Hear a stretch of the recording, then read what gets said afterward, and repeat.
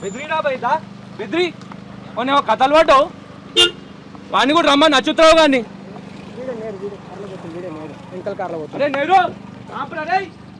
ఏమో అమ్మాయిని నాపేమో కథలు పడ్డావంట లోపల లేపిస్తా బిడ్డ నీకు ఇట్లా కాదురా తమాషాలు పైసలు కమ్ముడు అయినా ఏమేమో కథలు చెప్తున్నారంట కదా అడుగుతున్నారంట కదరా రే నాకైతే ఒక్కడేరా నీకెంతమంది చెప్పు అయ్యాను పిల్లల్ని అడుగుతావురా ఎంతమంది అయ్యాలని చెప్పేసి ఈరోజు క్లాసులు బాయ్కాట్ ఎవ్వరు ఎడికోరమ్మా అరే అచ్యుతరావు మొన్న కళ్ళు పెద్దగా చేసి పీకి పీకి చూసినావు కదా దా బయటికి దా చూసుకుందాం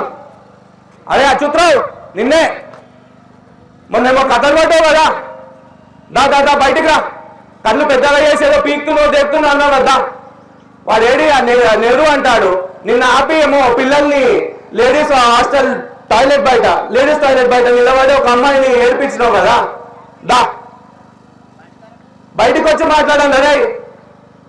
వాడు నాగమల్లి గారు ఏదో ఒక అయ్యకు అమ్మకు పుట్టిన వాళ్ళని అడిగినంట కదా నువ్వు పుట్టినావురా దా బయటికి రా మాట్లాడదాం దా